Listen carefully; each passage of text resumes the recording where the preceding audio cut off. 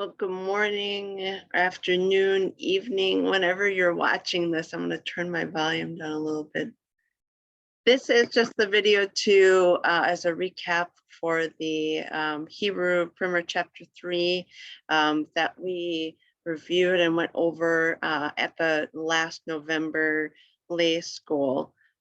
So I invite you to kind of open up chapter 3 in your Hebrew primer, but also to, I don't know where you're listening or watching this, so I hope that you catch up and feel refreshed and renewed, no worries, and we'll get through this together, right?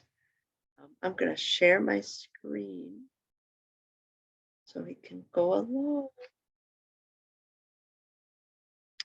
Okay. Here we go. It would help if my cursor was there. Come on. There we go. So we began our time together with blessings. Hamotzi was the blessing of the bread. Baruch atah Adonai Eloheinu melech haolam hamotzi lechem min haaretz. There you go. Blessed are you, Lord our God, King of the universe, who brings forth bread from the earth. Did you use this at Thanksgiving, or did you recall, or maybe even just gave thanks when you picked up that turkey leg? Maybe you did. Maybe you did. We also did the blessing of produce from the earth. We did the blessing of any food and drink, not wine, grape juice, or bread. So none of that. That was the fun part. Now for the working part, what we did is the Shiva. These are the vowels that we have already learned, and the Shiva is the two little dots.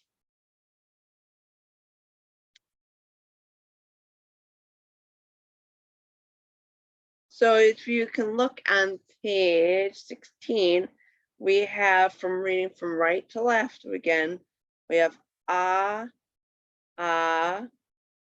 E, A, O. Now they were paired because they were sound similar but written differently. And the last vowel is the Shiva, it's the two dots. And the Shiva is sometimes silent and sometimes pronounced with a short slurred sound like a schwa, like the E in stupefy. But the Shiva at the beginning of a word, of a Hebrew word, is always pronounced with a short slurred sound. So we have two examples. We have lagoon and we have maroon. So, short L sound, short M sound, is that. The Shiva at the end of a word is always a silent vowel, and it is not pronounced at all. So we have like two examples. We have the Bach and Shak. It's kind of like final, almost like real sharp sound of that consonant. At the bottom of page 16, we have some read the following out loud. And so what we have is, I'm going to go through that. We have lach, we have at, we have charat, elek, mat, derek, and ak. Those are how those are pronounced. Now, so we tackled the two dots, like kind of like a pillar. We tackled from when they're at the beginning and we're at the end of a word. And on page 17, the Shiva in the middle of the word. And the Shiva appears alone in the middle of the word. It usually falls at the end of a syllable and is not pronounced. So it's kind of like a breaking up of the word. Like instead of like the word hamburger, you know, maybe at the bottom of an M would be the Shiva and hamburger. That's just a really interesting example there. Maybe I'm hungry. I don't know. So they give some examples, and well, it's just kind of, I remember they gave the example of meatloaf. We have meat loaf. We have car pool. We have concave. So those are the examples that we have. I'm going down to the reading practice on the page 17 there. So let's do that. Well, we did the first one. Let's do the second one because I know we tackled this top section. So we're going to tackle this section. And it says each Shiva in the lines must be pronounced with the short sound. So reading from this line right here, we have Demay,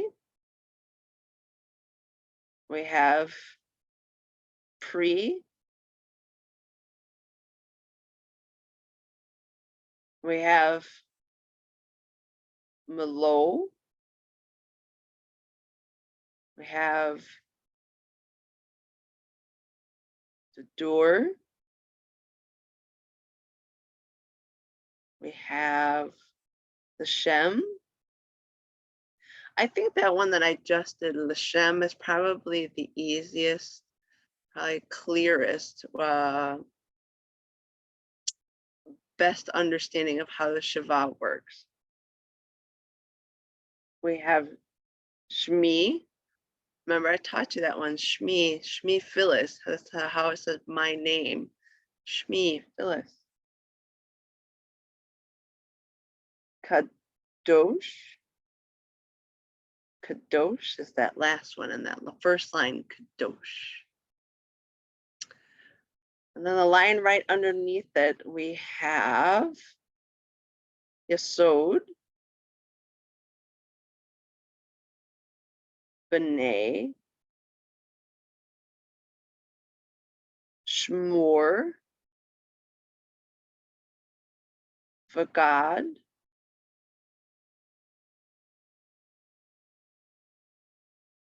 we have Ketubah,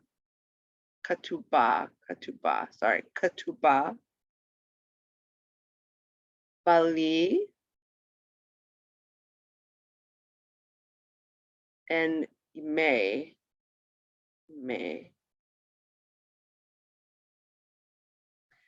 Let's do like one line. Where's my cursor? Go right there on the bottom. In each of these words, the first Shiva is silent and the second Shiva is pronounced with a short sound. So let's practice that. We have Ish Petu. Ish Petu. Did you hear that in that first one? So Ish, it kind of lists, that's the first Shiva is the stop of the syllable, and the second one is that short p sound. I'm going to read the last one in that line right here. We have Nik Ratu. Again, you could hear that Nik Ratu, that short rar sound, that resh. Well, I think I'm going to go on to the next page, page 18. And then there's the combination vowels. Some letters, the aleph, the hey, ayin, and the chet are difficult to pronounce with the shiva. So in words with these 4 letters have a shiva, a full vowel is added to the shiva to make it easier to sound syllable. When the shiva appears next to the vowel, or the vowel, or the a, or the vowel e, yes, e. It sounds like a hurried a or e. So e as in bed, or a as in yacht, or ed, or odd. So it's a hurried vowel sound. When the shiva appears next to the vowel, it sounds like an o in low. We have o. And then I give an example of ode.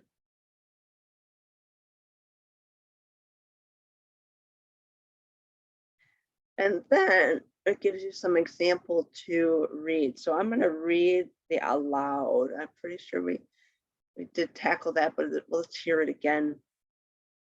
So starting from right to left, we have ani, aseh, chazak, hadas. Now that one is a tricky one. We have ani, yaha, aniyaha, naami. Now that's a good one to hear, that naami. Kind of hear that stop and that continue on. The 3 words in the last line we have is adon, emet, and ani. So continuing on page 18, it talks about syllables. A Hebrew syllable always begins with a consonant. Aleph and Ayin are considered consonants. It consists of either a consonant plus a vowel, like sha, or a consonant plus a vowel plus a consonant, tish. It is often considered easier to read Hebrew words that have many letters when they are broken down in syllables. That's for sure. And I'm going to go with the examples, the 2 left ones over here. The first one, the top one, is haaretz. Haaretz. So we have haaretz. And that actually means the land. Haaretz. And the one underneath it is shomeret. Shomeret. Kind of nice when you can break it down, right? Anything. Break down a math problem, break down Hebrew, and you can solve it. So on the top of 19, it continues with syllables and shiva. In most cases, a silent shiva indicates the end of a syllable. End of a syllable, and they give some examples. We have itz, hak, mish, pat, Israel. Israel, that's the broken down word for Israel. And when the shiva appears at the beginning of the word, it is a syllable itself. And they have examples like gedolah. We have la hadalik, be, ve, ti, beveti. That's the last one. Kind of have to look at that because we have the v and the v, but the same letters in them. And then number 3, when the 2 shivas appear in a row, the second is a syllable by itself and it's not silent. It's not silent. We have mish, pachot, yiz, karut, and tik to be. So accents, Hebrew words are normally pronounced with the accent on the last syllable. If the accent is not on the last syllable, we will show an accent mark over the syllable that it should be accented. So here is some examples of how to read the accent. And they have accent on the last syllable, accent on other than last syllable, and accent on last syllable. So we have Avraham. Avraham. You could hear it naturally there, right? Try that with yourself. Avraham. Yaakov. Yaakov. That should sound a little familiar too. Yaakov is Jacob. Ba'anachnu. Ba'anachnu. So you could say they put the kind of where the accent is of the nun in that one. On that bottom row we have, where's my cursor? There it is. We have the bear, the bear.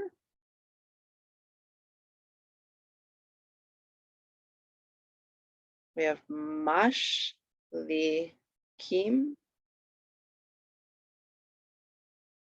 or mashlichim. And the last one we have is Yerushalayim. Jerusalem. Salam. Jerusalem. That's what we have.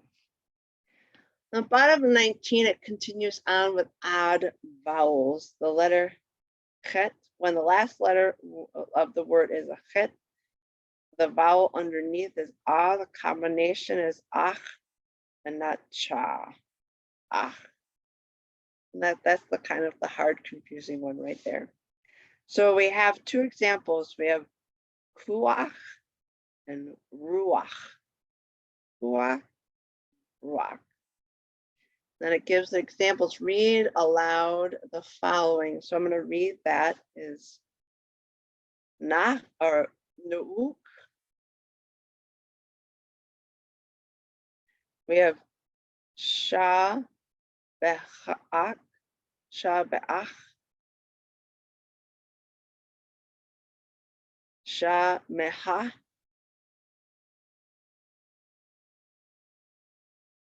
ma sidach, ma siach, Messiah,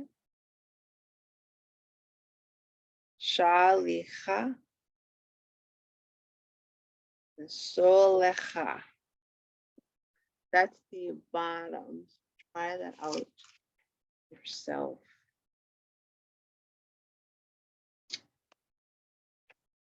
On the next pages in chapter B, we have the vowel ah in the yod, and when the vowel ah is followed by yod, the combination is pronounced like aisle.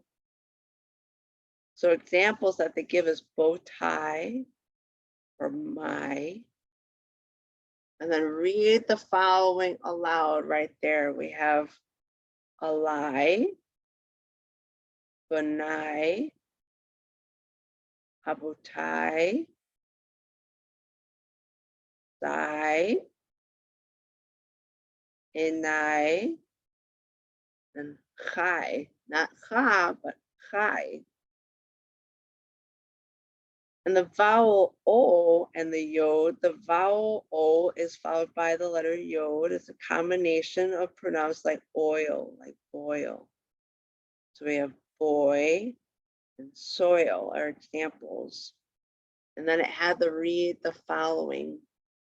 We have goy, goyim, hoy. We have oyev, And then we have oive. And then we have avoy. Avoy. So the dagesh, then they go on the little section on the dagesh. The dagesh is a dot in the center of a letter. It may appear in most letters of the Hebrew alphabet and should be thought as part of the spelling of a word. There are definite rules concerning the uses of every dagesh, but for purposes of this text, we'll discuss only the most important ones. So it goes down to next the beged kefet letters. We have the words beged kefet are used as a memory device for the combination letters in the beged kefet group. Bet, gimel, dalet. We have kaf, fe, te. Combine the kefet, beged kefet. At one time, all 6 of these letters were pronounced one way with a dagesh and another way with a dagesh, without a dagesh. Today, only 3 of these letters, the ve, ke, and fe, change their pronunciation when the dagesh is added. However, all 6 of those letters continue to act as a group. A dagesh never changes the meaning of the word when it changes the pronunciation. So on the next, on page 21, they have at the beginning of the word, a beged kefet letter usually takes a dagesh. So that's why we have the dot, but it doesn't really change a lot. So we have by eat, gadol,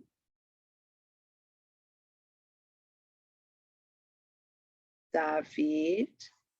That's what I'm reading up here. So I'm going to go again. We have Bait, Gadol, David, Katav, Peri, and Torah. Torah. That's the last one up there. Then we have at the end of a word, the beged kefet letters usually do not take a dagesh. So we have Av, Chag. This is, I'll point it out again on here. We have Av and Ha. And we have Beged. We have Melech. We have Ak. And then we have Emet. And on page 21, it goes on to the 5 gutturals. The only letters in the Hebrew alphabet that cannot take a dagesh are Aleph, He, Chet, Ayin, and Resh. These letters are called gutturals and were once sounded in the throat. Because they cannot take dagesh, these letters upset normal spelling rules and create exceptions in grammar. And so we'll discuss that maybe later. So there are some exercises below on page 21, and I thought I would tackle some of that. Well, I think we're going to go down to number 8 on page 21. So they break it down, and then you read it all together. So number 8, and I may work up to number 7 too. We have ba, ri, sho. Do you see that? So we have it's she, it's sheen, and then we also have the o. So it's ba, ri, sho, nim. Ba, ri, sho, nim. Ba, ri, sho, nim. And in number 7, we have ha. We have ah. Sorry, it got off my throat. Ha. Mish. Ha. Tim. Hamish patim. It's okay to break these words down when you're having, when you're learning, because when we break it down, we learn in a different way. It's kind of like when I took apart an air conditioner when I was 11 to discover it. I put it back together and it worked. So that's what that exercise is all about. All right, going on to page 22. Let's do a little bit into write out each of the following words in syllables, then pronounce it.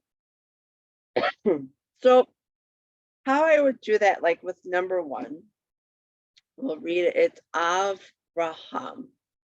So you can see that we do have a definite Shava stop. So we have Avraham. So it's 2.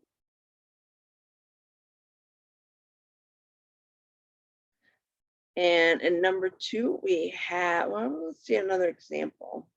I'm going to go across from 1 to 5. I'll go to 5. We have ik to vu. Ik to vu.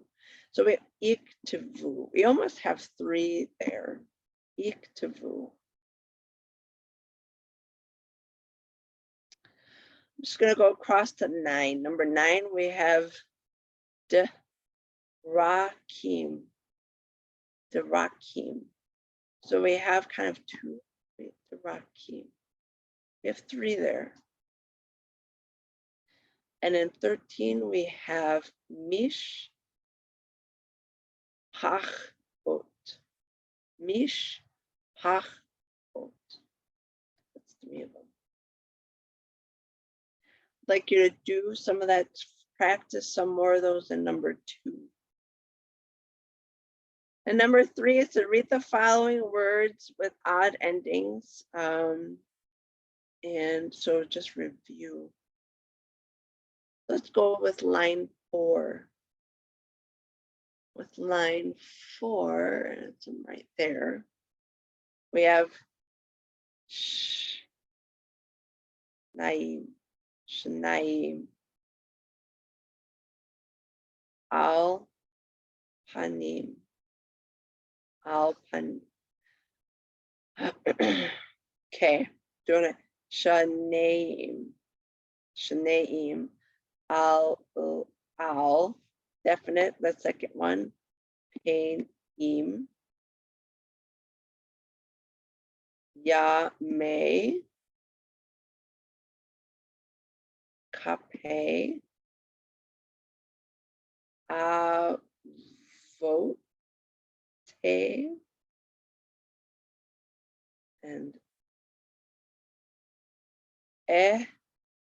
Name. Going down to 5, is it put the dagesh or we'll do that maybe, we'll review that. Let's see. We'll start with row 1. I don't think I gave you that, but just for example, like for row 1, we have kal, and I would put the dagesh right by the vowel kal.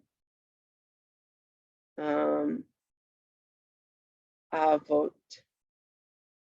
I think it already has the dagesh there in the second one. Again, I would put the dagesh over by the va or va, and it would be right by the vowel again. So for that 4th word in on line 1 on page 22, I would actually, in exercise 5, I would put the dagesh under the sari, or the ayin. So it'd be ego, like ego. The dagesh again under that gadol would actually go by the vowel, the a vowel. And the next one, it would go under the var, the a, and the first letter. And the same thing for kavot.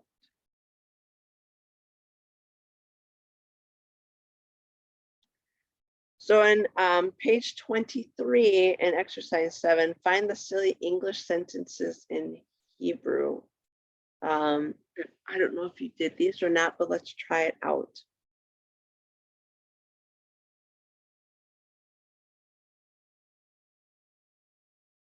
Let's start off with 1. How about that? Here, Ted, play, Bach. Or are you stone deaf? Hear Ted play Bach. Or are you tone deaf?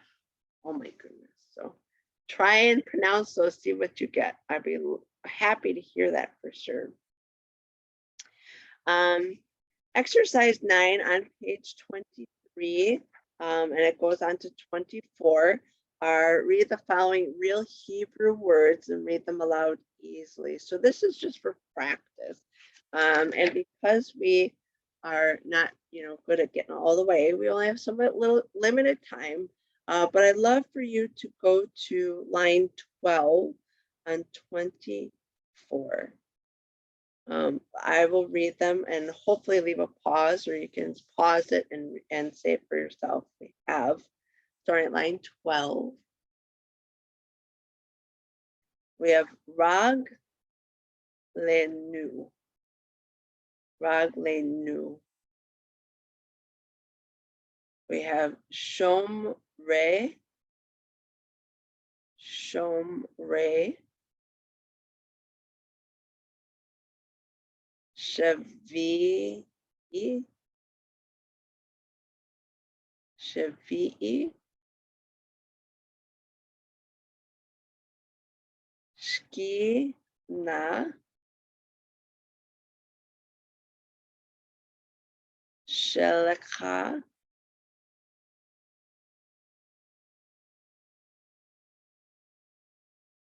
Seraphim. Seraphim. You might recognize that last one, seraphim, right? Seraphim. So these are words for you to practice. And of course, I love it. The caution right at the end of 24 says, do not be disturbed if you're still reading Hebrew words haltingly. That's okay. From my experience, you all are doing great. And I hope this inspires you to get ready for our next class that's going to be on virtual. So we'll see how far we get. Just tried virtual confirmation this evening and it went okay, but it's definitely not that easy at times. So God's peace until we meet again. I'm going to stop my share. And again, I hope you are doing well.